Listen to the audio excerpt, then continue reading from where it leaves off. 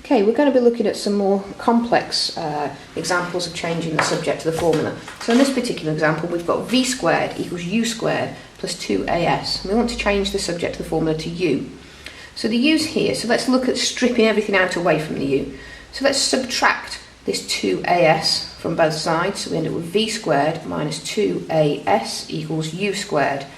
We're almost there now. In fact, we just need u, not u squared. So we need to square root both sides.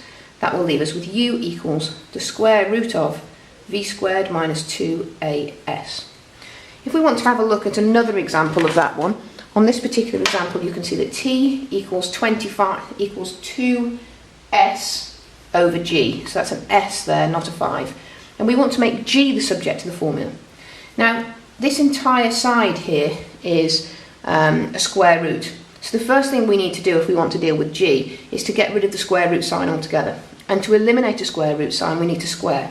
So we square the entire thing. So this side becomes t squared. This will equal 2s divided by g. Now we're looking to make g the subject to the formula.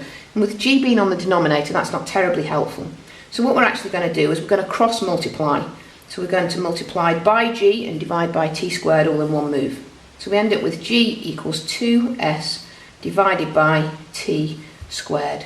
And that is rearranging and changing the subject to the formula into g.